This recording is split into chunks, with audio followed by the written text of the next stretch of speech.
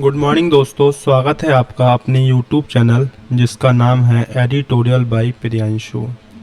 हमारे इस चैनल का स्टार्टिंग से सिर्फ एक ही मोटिव रहा है कि हम हिंदी माध्यम से पढ़े हुए बच्चों को द हिंदू का एडिटोरियल सॉल्व करा पाएँ। सॉल्व कराएं, साथ में इस तरह से सॉल्व कराएं कि आप इसको खुद से भी वर्ड टू वर्ड सॉल्व कर लें। तो मैं वीडियो के स्टार्टिंग में ही आपसे प्रॉमिस करना चाहूँगा कि जब ये वीडियो आपका एंड होगा तब आप इस पूरे आर्टिकल को, यानी कि जो हमारा आज 22 जून का आर्टिकल है, इसको खुद से आप सॉल्व कर पा रहे होंगे। सिर्फ इसके पीछे एक ही कंडीशन है कि आपको वीडियो के लास्ट तक मेरे साथ बने रहना है। यदि आप इतना सा काम कर लेते हैं तो आप आज का यानी 22 जून का पूरा एडिटोरियल आराम से सॉल्व कर पाएंगे। आपको पता है पहले से ही कॉम्प्रिहेंशन को इम्प्रूव करने के लिए सबसे ज़्यादा ज़रूरी चीज़ है रीडिंग। अगर रीडिंग अच्छी है तो वोकैबुलरी खुद ब खुद ठीक हो जाती है एंड आपका प्रैक्टिस करने का भी मन करता है। ठीक है, मैं आपको डेमो दिखा देता हूँ कि मैं आपको किस तरह से पढ़ाने वाला हूँ। आज के हमारे एडिटोरियल में कुछ ज़्यादा ही स्पेशल वोकैब आई है, तो इसमें वोकैब तो आपको ज़्यादा मिलेगी। इस तरह से मैं आपको वोकैब पढ़ाता हूँ, साथ में इससे जुड़े हुए जितने भी आपके सिनोनियम्स एंड एंटोनियम्स आपके प्रीवियस ईयर एग्जाम में पूछे गए हैं वो भी मैं यहाँ पे मेंशन करता हूँ, और एग्जाम्पल आपके पैसेज में से ही लेता हूँ ताकि जब आप पैसेज यानी अपने एडिटोरियल को सॉल्व करें तब आपको आसानी हो उसको सॉल्व करने में। ठीक है, इस तरह से मैं आपको ये एडिटोरियल शो करूँगा, जिससे आपको प्रॉपर टाइम दूंगा पढ़ने का ताकि आप इसे खुद से पढ़ पाएँ। ठीक है, इस तरह से मैं आपको पढ़ाने वाला हूँ word to word, Hindi to English, ताकि आप पूरी तरह से खुद से भी इस पूरे आर्टिकल को खुद से पढ़ पाएँ। ठीक है, बिना समय की बर्बादी किए हुए वीडियो की शुरुआत करते हैं। हमारा जो फर्स्ट वर्ड है वो है आपका रिजॉर्ट। क्या है रिजॉर्ट? आपने कई बार इस वर्ड को सुना भी होगा, ऐसे हॉलीडे रिजॉर्ट यानी छुट्टियों की जगह। तो बट यहाँ पे जो रिजॉर्ट का मीनिंग है वो क्या है आपका? वो है यहाँ पे अंतिम उपाय। जब भी रिजॉर्ट का मीनिंग आपके किसी भी एडिटोरियल या पैसेज में कोई किसी भी ऑथर के द्वारा यूज़ किया जाता है तो उसको हम क्या बोलते हैं? अंतिम उपाय के सेंस में इसको यूज़ किया जाता है। वैसे इसका मीनिंग स्थल भी होता है और अंतिम सहारा भी होता है। एग्जैक्ट मीनिंग की बात करें तो होगा आपका to turn to something as a final option, यानी कि रिजॉर्ट। ठीक है, इससे जुड़े हुए आपके जो सिनोनियम्स एग्जाम में पूछे गए हैं, फर्स्ट है आपका सहारा जो कि 2017 में पूछा गया, रिसोर्स 2019 में पूछा गया आपका ऑप्शन, 2020 में पूछा गया आपका एड, एंटो पूछे गए आपके 2018 में अवॉइडेंस, 2021 में रिफ्यूज़ल, 2016 में एब्सटेंशन। रिजॉर्ट वर्ड जो है इसको ऑथर ने अपने पैसेज में इस तरह से इस्तेमाल किया है, डीएनए टेस्ट फॉर पैटर्निटी, यानी पैटर्निटी मतलब क्या होता है? पितृत्व, फॉर के लिए, डीएनए प्रशिक्षण यानी कि पितृत्व के लिए डीएनए प्रशिक्षण, यानी कि पैटर्निटी के लिए डीएनए टेस्ट। अलाउ यानी अनुमति देता है। As a last resort, as a last resort का मतलब जिसे अंतिम उपाय के रूप में अनुमति दी गई है, यानी कि जिसको अंतिम उपाय के रूप में अनुमति दी गई है। किस चीज़ को? डीएनए टेस्ट को, पितृत्व यानी पैटर्निटी की जांच करने के लिए जिसे अंतिम उपाय के रूप में अनुमति दी गई है। आगे बढ़ते हैं। Must not violate other rights. Other rights मतलब अन्य अधिकारों को या फिर का उल्लंघन नहीं करना चाहिए, अन्य अधिकारों का उल्लंघन नहीं करना चाहिए। इस पूरी लाइन का अर्थ यह है कि पैटर्निटी का परीक्षण करने के लिए जिस चीज़ की अंतिम अनुमति दी गई है वह है हमारा डीएनए टेस्ट। क्या है? DNA test. बट इस अनुमति के साथ या इस अनुमति के बिहाफ पर हमें अदर राइट को वायलेट नहीं करना चाहिए। इस वर्ड का ये हमारा मीनिंग हो जाएगा। ठीक है, बट आपको इसका मीनिंग याद रखना है। रिजॉर्ट का मतलब क्या होता है? अंतिम उपाय। ठीक है, अंतिम उपाय। आगे बढ़ते हैं। नेक्स्ट जो हमारा वर्ड है वो है आपका स्टिग्मा। क्या है? स्टिग्मा, जिसका मीनिंग होता है कलंक या बदनामी या फिर सामाजिक अपमान को भी क्या बोलते हैं? स्टिग्मा। एग्जैक्ट मीनिंग की बात करें तो हो जाएगा आपका अ मार्क ऑफ शेम या फिर disgrace attach to a person या क्वालिटी या फिर सरकमस्टेंस का मतलब स्टिग्मा। इस वर्ड के से जुड़े हुए जो आपके सिनोनिम्स पूछे गए, 2016 में पूछा गया आपका डिस्ग्रेस, 2018 में पूछा गया शेम, 2019 में पूछा गया आपका टेंट, एंटो पूछे गए 2017 में ऑनर, 2020 में एस्टीम, 2021 में रेस्पेक्ट। इस वर्ड को पैसेज में इस तरह से ऑथर ने इस्तेमाल किया है स्टिग्मा को, जैसे कि टू प्रोटेक्ट चिल्ड्रन, यानी कि बच्चों को प्रोटेक्ट करना चाहिए किससे, फ्रॉम से, स्टिग्मा मतलब कलंक से, किस चीज़ के कलंक से, ऑफ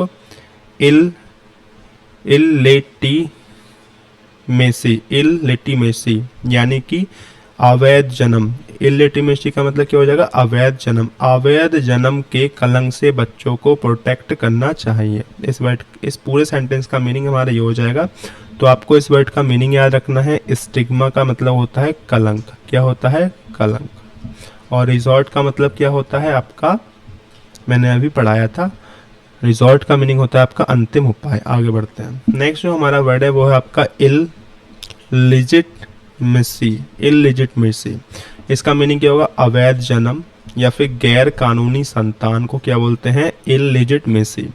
एग्जैक्ट मीनिंग की बात करें तो हो जाएगा ही state of being not illegitimate, या specially referring to children born outside lawful marriage, मतलब कि इलिजिटमेसी।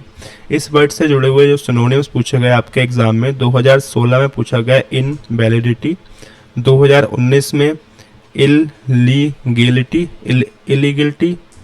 2020 में पूछा गया आपका बास्टर्डी, मतलब अवैध संतान, बास्टर्डी। इस वर्ड से जुड़े हुए आपके एंटो पूछे गए आपके एग्जाम 2017 में लेजिटिमेसी, एंड 2021 में पूछा गया लॉफुलनेस, 2018 में पूछा गया वैलिडिटी। इस वर्ड को यानी कि इलिजिटिमेसी, इस वर्ड को पैसेज में किस तरह से ऑथर ने इस्तेमाल किया है, तो सेम इसमें एग्जाम्पल हम यूज करेंगे। टू प्रोटेक्ट चिल्ड्रन, यानी बच्चों को बचाना चाहिए, प्रोटेक्ट करना चाहिए, किससे, फ्रॉम मतलब से, द स्टिग्मा कलंक से, ऑफ मतलब का, एंड इलिजिटिमेसी यानी इलिजिटमेसी मतलब अवैध जन्म या फिर गैर कानूनी संतान को कलंक से बचाना चाहिए। इसका मतलब आपका ये हो जाएगा। तो तीनों वर्ड याद रखिएगा, ठीक है। आगे बढ़ते हैं। इस वाले पैसेज में हमारी थोड़ी ज़्यादा वोकैब पूछी गई है, तो इसमें ज़्यादा वर्ड्स हैं, तो याद रखिएगा। नेक्स्ट हमारा वर्ड है अस्ट्रवाइल। अस्ट्रवाइल क्या कैसे पढ़ेंगे इसको, अस्ट्रवाइल। इसका मीनिंग क्या होता है, तो इसका मीनिंग होगा तत्कालीन, क्या, तत्कालीन या फिर पूर्व। एग्जैक्ट मीनिंग की बात करें तो हो जाएगा फॉर्मर, प्रीवियस, अर्लियर या वन टाइम। इससे जुड़े हुए आपके साइनों पूछे गए आपके एग्जाम 2017 में फॉर्मर, 2019 में प्रीवियस, 2020 में one time.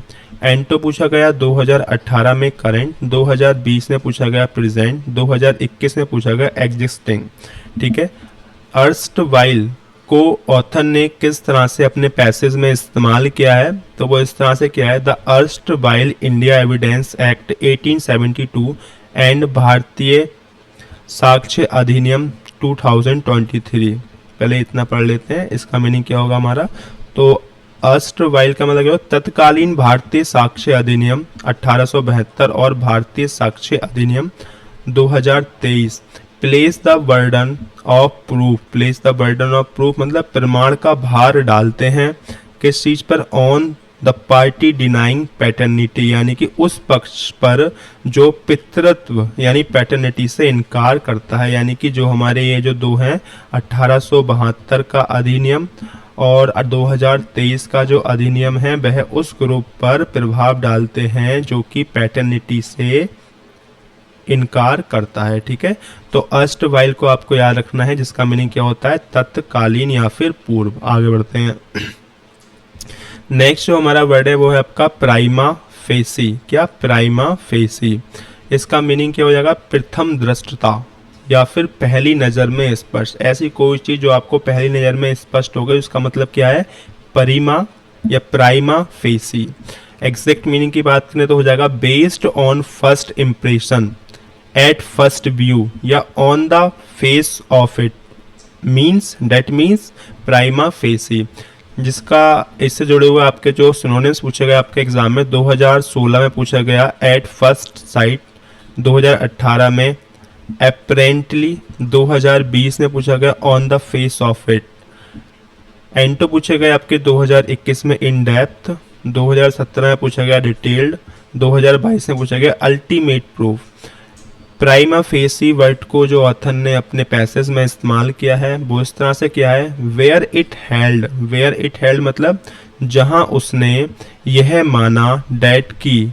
Where it held का मतलब क्या होगा हिंदी मीनिंग, जहां उसने यह माना डैट की डीएनए टेस्ट यानी कि डीएनए जो परीक्षण है वह as a matter of routine. As a matter of routine का मतलब क्या हो जाएगा, डीएनए परीक्षण सामान्य प्रक्रिया के रूप में, सामान्य प्रक्रिया के रूप में कुड नॉट बी ऑर्डर्ड यानी कि आदेशित नहीं किए जा सकते हैं, आदेशित नहीं किए जा सकते हैं। यहाँ तक हमको पूरा लाइन पढ़नी है, where it held that DNA test could not be ordered as a matter of routine, मतलब कि जहां उसने यह माना कि डीएनए परीक्षण सामान्य प्रक्रिया के रूप में आदेशित नहीं किए जा सकते हैं। एंड मतलब और, डेट मतलब कि, और की कोर्ट मस्ट, और कोर्ट ने और अदालतों ने must first assess whether a strong prima facie case had been made out, case had been made out मतलब, और अदालतों को पहले यह आकलन करना चाहिए कि क्या एक मजबूत प्रथम दृष्टता मामला प्रस्तुत हुआ है या नहीं। ठीक है, ये था हमारा इसका एग्जाम्पल। आगे बढ़ते हैं हमारे नेक्स्ट वर्ड की ओर। नेक्स्ट जो हमारा वर्ड है वो है आपका री इन फास्ट, मतलब री इन फास्ट या फिर री इन फोर्स्ड पढ़ सकते हैं क्योंकि पास्ट में इसको यूज़ किया गया है। इसका मतलब क्या होगा, री इन फोर्स्ड का मतलब हो जाएगा आपका मजबूत किया हुआ। एग्जैक्ट मीनिंग की बात करें तो standard, supported, made more powerful, that means री इन फोर्स्ड या फिर री इन फोर्स्ड। इस वर्ड से जुड़े हुए आपके जो सिनोनियम्स एग्जाम में पूछे गए, 2016 में पूछा गया स्टैंडर्ड, 2018 में पूछा गया फोर्टिफाइड, 2019 में सपोर्टेड। एंटो पूछा गया 2017 में वीकेंड, 2021 में पूछा गया अंडरमाइन, 2022 में पूछा गया रिड्यूस। क्या पूछा गया, 2022 में पूछा गया आपका रिड्यूस। यानी री इनफोर्स्ड वर्ड को ऑथर ने जो इस्तेमाल किया है अपने पैसेज में वो इस्तेमाल किया है बोथ केस यानी कि दोनों मामलों में, आल्सो रीइंफोर्स्ड यानी दोनों मामलों ने यह बात और मजबूत की। बोथ केस आल्सो रीइंफोर्स्ड यानी दोनों मामलों ने यह बात और भी ज़्यादा मजबूत की। कौन सी बात, the protection of legitimacy, the protection of legitimacy यानी वैधता की सुरक्षा, वैधता की सुरक्षा। एनी इंटरेस्ट यानी किसी भी फॉरेंसिक क्यूरिसिटी यानी फॉरेंसिक जिज्ञासा से क्या है, ऊपर है। यानी दोनों फैसलों ने यह बात और भी मजबूत की कि वैधता की जो सुरक्षा है वह किसी भी फॉरेंसिक जिज्ञासा से ऊपर है। ठीक है, तो ये था हमारे वोकैब जो कि आपके पूछे गए हैं 22 जून के एडिटोरियल के अंदर। ठीक है, तो यही वोकैब आपके रहने वाले हैं। अब मैं आपको प्रॉपर 2 मिनट का समय दूंगा जिसमें आप इस पूरे एडिटोरियल को सही से पढ़ लीजिए और इसको समझने की पूरी तरह से कोशिश कीजिए। आपका जो टाइम स्टार्ट होता है वो होता है अब। ठीक है, स्टार्ट नाउ।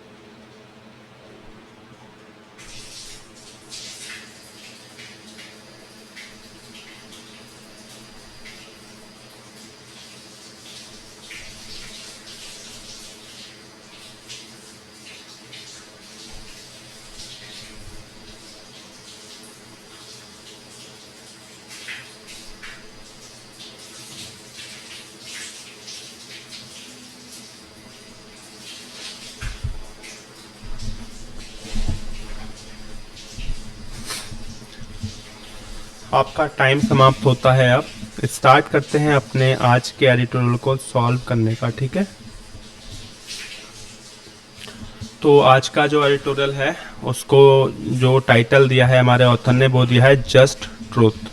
आपको यहाँ जस्ट लिख रहा होगा बट इसका सेंस है जस्टिस, मतलब कि न्याय संगत सच्चाइयाँ, ये बोलना चाह रहे हैं जस्ट ट्रूथ के सेंस में, ठीक है। जैसे यहाँ पे लिखा हुआ भी है जस्ट ट्रूथ, जस्टिस से इसका मीनिंग है यानी न्याय संगत सच्चाइयाँ, इसका टाइटल दिया है। देखते हैं कि क्या मतलब है, क्यों दिया है इस टाइटल को, ठीक है। आगे बढ़ते हैं। आपका जो फर्स्ट लाइन है वो है आपका डीएनए टेस्ट, पता होगा डीएनए परीक्षण। फॉर मतलब के लिए, पैटर्निटी यानी पितृत्व यानी पैटर्निटी की जांच के लिए डीएनए टेस्ट, इस तरह समझ सकते हैं। डीएनए टेस्ट फॉर पैटर्निटी यानी कि पैटर्निटी तो आप लोग जानते होंगे, मेरा पितृत्व यानी कि मैं किसका वंशज हूँ, वंशज की जांच के लिए क्या होता है डीएनए टेस्ट, यानी डीएनए टेस्ट फॉर पैटर्निटी यानी पितृत्व के लिए डीएनए परीक्षण। अलाउड मतलब अनुमति देता है या अनुमति दी गई है। एज अ लास्ट रिजॉर्ट यानी कि अंतिम उपाय के रूप में, तो allowed as a last resort का मीनिंग क्या हो जाएगा, जिसे अंतिम उपाय के रूप में अनुमति दी गई है। Must not violate other rights यानी कि मस्ट नॉट वायलेट यानी कि वायलेट नहीं करना चाहिए अदर्स राइट्स यानी कि अन्य अधिकारों को, यानी अन्य अधिकारों को वायलेट नहीं करना चाहिए, ठीक है। Allowed as a last resort यानी जैसे अंतिम उपाय के रूप में अनुमति दी गई है पितृत्व के लिए डीएनए परीक्षण। बोला जा रहा है कि इस पितृत्व की जांच करने के लिए जिसको अंतिम उपाय समझ के रखा गया है, तो उस उपाय को हमें किसी अन्य अधिकारों के उल्लंघन के लिए इसको यूज नहीं करना चाहिए, यही इस लाइन का अर्थ है। पूरी लाइन एक बार दोबारा से पढ़ा देता हूँ। डीएनए टेस्ट फॉर पैटर्निटी यानी पितृत्व के लिए डीएनए परीक्षण। Allowed as a last resort यानी कि अंतिम उपाय के रूप में अनुमति दी गई है। मस्ट नॉट वायलेट हमें उल्लंघन नहीं करना चाहिए अदर राइट्स का यानी अदर अन्य अधिकारों का। तो बोला जा रहा है अगर पितृत्व की जांच करने के लिए डीएनए को अंतिम ऑप्शन या अंतिम उपाय माना गया है, तो इस उपाय के बेस पे हमें अन्य अधिकारों का उल्लंघन नहीं करना चाहिए, ये मतलब है। आगे बढ़ते हैं। To protect children, to protect children का मतलब क्या होता है, हमें बच्चों को प्रोटेक्ट करना चाहिए। क्या करना चाहिए, हमें बच्चों को प्रोटेक्ट करना चाहिए। किस चीज़ से करना चाहिए हमें protect, from the sigma of illegitimacy मतलब कि अवैध जन्म के कलंक से बचाना चाहिए। टू प्रोटेक्ट चिल्ड्रन यानी कि बच्चों को बचाना चाहिए। स्टिग्मा ऑफ इलजिटिमेसी यानी कि अवैध जन्म के कलंक से हमें बच्चों को बचाना चाहिए। आगे बढ़ते हैं। द एरिस्टवाइल इंडियन एविडेंस मतलब कि तत्कालीन भारतीय साक्ष्य एक्ट 1872 एंड भारतीय साक्ष्य अधिनियम 2023 placed the burden of proof यानी कि प्रमाण का भार डालते हैं किस पर, तो किस पर डालते हैं, द पार्टी यानी कि उस पर या उस पक्ष पर जो जो इनकार करती है पैटर्निटी से यानी जो पितृत्व से इनकार करता है। यानी तत्कालीन भारतीय साक्ष्य अधिनियम 1872 और भारतीय साक्ष्य अधिनियम 2023 उस पक्ष पर प्रभाव डालते हैं जो कि पितृत्व से इनकार करता है। ये तीनों लाइनें आपको आसानी से समझ में और याद समझ में भी आ गए होंगे, आप खुद से भी पढ़ पाएंगे। किसके बजाय, रैदर देन बजाय, किसके बजाय, द पार्टी सीकिंग कन्फर्मेशन, उस पक्ष के जो पुष्टि चाहता है, ठीक है, रैदर देन यानी उस पक्ष के जो कि पुष्टि चाहता है। आगे बढ़ते हैं। The supreme court of India first considered, यानी भारत के सर्वोच्च न्यायालय ने पहली बार विचार किया, किस पे विचार किया, the challenges post bye DNA evidence, bye DNA evidence यानी डीएनए साक्ष्य से उत्पन्न चुनौतियों पर भारत के सर्वोच्च न्यायालय ने पहली बार विचार किया, किस पे विचार किया, डीएनए के साक्ष्य से उत्पन्न चुनौतियों पर। इन दिस रिगार्ड यानी कि इस संदर्भ में, इन गौतम कुंडू 1993, यानी कि इस संबंध में, किस संबंध में, गौतम कुंडू का जो मामला था 1993 का, उस मामले के संदर्भ में हमारे सुप्रीम कोर्ट ऑफ इंडिया ने इस बात पर विचार किया है, किस बात पर, डीएनए से जुड़े हुए या डीएनए के साक्ष्य से उत्पन्न चुनौतियों पर विचार किया है। आगे बढ़ते हैं। आई होप ये आपको पूरा पेज समझ में आ गया होगा। आगे बढ़ते हैं। वेयर इट हेल्ड, मतलब कि वेयर इट हेल्ड का मतलब क्या होता है यहाँ तक, जहां उसने यह माना, वेयर मतलब जहां, इट हेल्ड उसने माना, डेट की डीएनए टेस्ट यानी कि डीएनए परीक्षण, जहां उसने माना डीएनए परीक्षण, यहाँ से पढ़ेंगे, as a matter of routine यानी कि सामान्य प्रक्रिया के रूप में, as a matter of routine मतलब सामान्य प्रक्रिया के रूप में, कुड नॉट बी ऑर्डर्ड यानी कि आदेशित नहीं किए जा सकते, यानी कि यहाँ सुप्रीम कोर्ट ने यह माना कि डीएनए परीक्षण सामान्य प्रक्रिया के रूप में आदेशित नहीं किए जा सकते, एंड मतलब और, that courts must first assess whether a strong prima facie case had been made out, मतलब कि और अदालतों को पहले ये आकलन करना चाहिए कि क्या एक मजबूत प्रथम दृष्टता मामला प्रस्तुत हुआ है, यानी अदालतों को पहले ये देखना चाहिए कि ये जो मामला है यह एक मजबूत है या फिर नहीं है, उसके बाद ही डीएनए टेस्ट के बारे में सोचना चाहिए, ये बोला गया है। यहाँ तक तो आपको आई होप समझ में ही आ गया होगा। कहाँ तक, रूटीन तक, बहुत आसान था, क्योंकि वेयर इट हेल्ड जहाँ उसने यह माना कि डीएनए टेस्ट को, डीएनए परीक्षण को सामान्य प्रक्रिया के रूप में आदेशित नहीं किया जा सकता, एंड और that court must first assess यानी कि और अदालतों को पहले ये आकलन करना चाहिए, क्या आकलन करना चाहिए, whether a strong prima facie case had been made out यानी कि क्या एक मजबूत प्रथम दृष्टा मामला प्रस्तुत हुआ है, यानी कि कोर्ट को पहले यह है देखना चाहिए कि ये जो मामला है, ये जो केस है, क्या ये सच में इतना मजबूत है कि इसमें हमें डीएनए टेस्ट कराने की रिक्वायरमेंट है या फिर नहीं, क्योंकि कई बार ऐसा हो सकता है कि डीएनए टेस्ट की वजह से किसी को पर्सनल बहुत सारे सेमलेस चीज़ों का सामना उसे करना पड़े, ठीक है। तो इसलिए पहले कोर्ट को ये देखना चाहिए कि ये मामला उस इतना गंभीर है या फिर नहीं, क्योंकि डीएनए टेस्ट से पैटर्निटी की सामने से मालूम चल जाता है कि ये जो संतान है वह अवैध है या फिर नहीं। उसी चीज़ में बताया गया है कि अगर हम इस कंडीशन में डीएनए टेस्ट करवाते हैं तो सामने वाले पर्सन की जो व्यक्तिगत उसकी पहचान है उस पर क्षति पहुंच सकती है, इसलिए कोर्ट बोल रहा है कि तभी करवाना चाहिए डीएनए टेस्ट किसी भी कोर्ट को जब कि ये मामला बहुत ज़्यादा गंभीर हो। आगे बढ़ते हैं।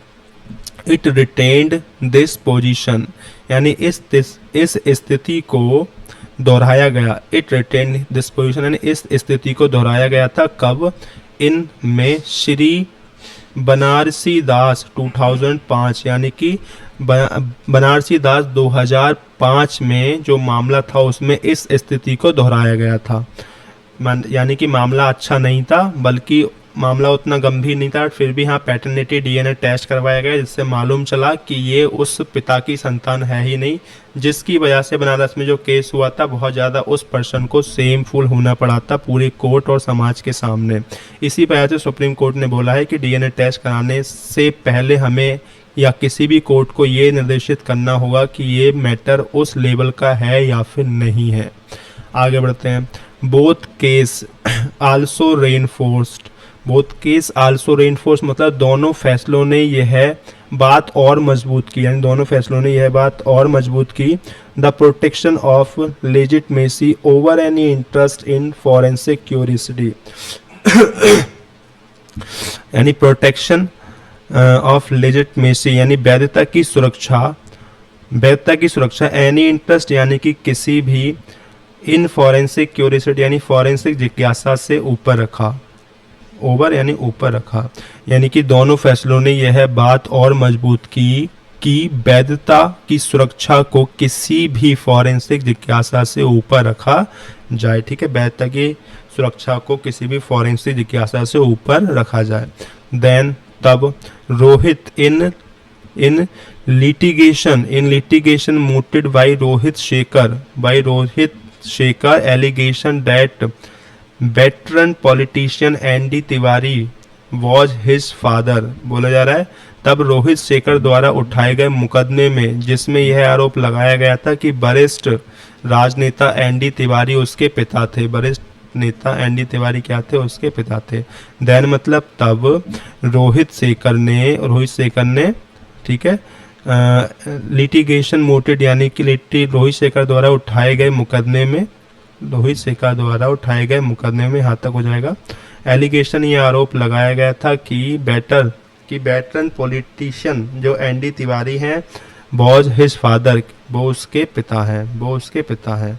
मतलब समझ पा रहे हैं आप इसका कंडीशन? मतलब ये बोला जा रहा है कि जो शेखर था उसने बोला था कि जो पॉलिटिशियन है वह मेरे कौन है? पिता है। आपको पता है एक पॉलिटिशियन की सोशली बहुत अच्छी इमेज होती है। अगर इस तरह के डीएनए टेस्ट यदि कोई अननोन पर्सन ये बोले कि ये मेरे पिता हैं और इसके बिहाफ पे वो कोई मुकदमा दर्ज कर दे तो किसी भी कोर्ट को ये आदेश नहीं जारी करना चाहिए कि सामने वाले पर्सन का डीएनए टेस्ट करवा दे, सिर्फ इस बेस पे कि सामने वाला पर्सन उस पे आरोप लगा रहा है कि ये मेरे फादर है। इसलिए सुप्रीम कोर्ट ने यहाँ पे ये आदेश जारी किया है या फिर ये इंस्ट्रक्शन दिए हैं अपने लोअर कोर्ट के लिए कि ऐसे किसी भी फालतू के मुकदमे में किसी भी व्यक्ति का डीएनए टेस्ट कराने की रिक्वायरमेंट नहीं है, क्योंकि जिसका डीएनए टेस्ट हम कराते हैं उसकी भी समाज में अपनी एक व्यक्तिगत पहचान होती है जिस पर उसको क्षति पहुँच सकती है। यहाँ पर उसी चीज़ का जिक्र किया गया है जिसमें एनडी तिवारी को एक शख्स ने अपने पिता के रूप में घोषित किया था और मुकदमा चलाया था, बट एंड में क्या हुआ कि वो हुए नहीं और जिसके वजह से सोशल इमेज किसकी खराब हुई? एनडी तिवारी की। आगे बढ़ते हैं। द दिल्ली हाई कोर्ट यानी कि दिल्ली का जो हाई कोर्ट है and the top high court यानी सुप्रीम कोर्ट, इन दोनों ने क्या कहा? दिल्ली हाई कोर्ट और सुप्रीम के हाई कोर्ट ने क्या बोला? हाई कोर्ट नहीं, दिल्ली कोर्ट होगा एंड सुप्रीम कोर्ट अलग है। सुप्रीम कोर्ट एंड दिल्ली के कोर्ट ने इन दोनों ने कहा है for the test despite Mr. Tiwari insisting that his right to privacy was being violated, यानी कि दिल्ली के उच्च न्यायालय और सर्वोच्च न्यायालय ने परीक्षण का आदेश दिया। इन दोनों ने क्या दिया? परीक्षण का आदेश दिया। जबकि श्री तिवारी यह जोर दे रहे थे कि उनकी गोपनीयता का अधिकार उल्लंघित किया जा रहा है। जबकि जो एनडी तिवारी थे वो ये बोल रहे थे कि जो उनकी व्यक्तिगत जानकारी है उन अधिकारों का उल्लंघन किया जा रहा है। इसके बावजूद भी दिल्ली हाई कोर्ट ने और सुप्रीम कोर्ट यानी कि सर्वोच्च न्यायालय ने उनके प्रशिक्षण का आदेश दिया, जबकि तिवारी जी यह जोर दे रहे थे कि उनकी गोपनीयता का अधिकार उल्लंघित किया जा रहा है। आगे बढ़ते हैं। इन नंदलाल वासुदेव बार्ड बाइक 2014 यानी कि नंदलाल वासुदेव बार्ड बाइक 2014 मामले में कोर्ट ने कहा कि when reliable scientific proof confront legal fiction the former में prevail in interest of justice, यानी न्यायालय ने कहा कि जब विश्वसनीय वैज्ञानिक प्रमाण कानूनी कल्पना से टकराता है तो क्या होता है? तो न्याय के हित में वैज्ञानिक प्रमाण प्रभावी हो सकता है। ठीक है, वही यहाँ बोला गया। कोर्ट ने क्या कहा है? वैन जब रिलायबल साइंटिफिक प्रूफ यानी कि प्रमाणिक प्रमाण जो होता है कन्फ्रंट टकराता है एक लीगल फिक्शन यानी कि कानूनी कल्पना से, तब क्या होता है? द फॉर्मर में प्रीवेल इंटरेस्ट ऑफ जस्टिस, तो न्याय के हित में वैज्ञानिक प्रमाण प्रभावी हो सकता है। आगे बढ़ते हैं। इन दीपावेंता रॉय 2014 इट एक्नॉलेज मामले में उसे यानी कि दीपिंता रॉय ने 2014 में इस चीज़ को क्या किया? स्वीकार किया। That refusing testing can lead to adverse inference यानी कि परीक्षण से इनकार करना प्रतिकूल निष्कर्ष तक ले जा सकता है। बोला जा रहा है कि टेस्टिंग से रिफ्यूज यानी कि टेस्टिंग से इनकार करना कैन लीड ले जा सकता है एडवर्स इन्फेरेंस यानी कि प्रतिकूल निष्कर्ष तक लेकर के जा सकता है।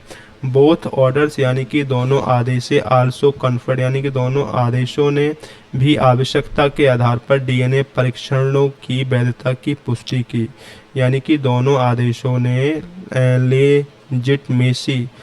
Legitimacy of DNA test based on need यानी कि दोनों आदेशों ने आवश्यकता के आधार पर डीएनए परीक्षणों की वैधता की पुष्टि की। ठीक है, तो ये हमारा आज का एडिटोरियल रहने वाला है जो कि मैंने आपको पूरी तरह से समझा दिया है। ठीक है, तो यही था हमारा आज का एडिटोरियल। धन्यवाद दोस्तों यहाँ तक बने रहने के लिए। आपका एडिटोरियल बाय प्रियांशु आपका दिल से स्वागत करता है। यदि आप कॉम्प्रिहेंशन अपना सुधार करना चाहते हैं तो वीडियो को लाइक करें, शेयर करें, सब्सक्राइब करें। इस वीडियो में आप जो भी चीज़ों को रिमूव करना चाहते हैं या कुछ भी ऐसा ऐड करना चाहते हैं जो आपकी कॉम्प्रिहेंशन स्किल को इम्प्रूव कर सकता है और मुझे नहीं पता है, तो आप अपना सुझाव मुझे कमेंट में दे दीजिए। मैं इस चीज़ को अपनी वीडियो में इम्प्लीमेंट करने की कोशिश करूँगा। यदि कोई इम्प्रूवमेंट की आवश्यकता है तो मैं वो भी करने की कोशिश करूँगा। प्लीज़ अपना कमेंट हमारे साथ ज़रूर शेयर कीजिएगा। आज था 22 जून जो कि हमने आज का पूरा एडिटोरियल लीड कर लिया है। मिलते हैं कल इसी टाइम। बने रहिए हमारे साथ। धन्यवाद। जय हिंद, वंदे मातरम।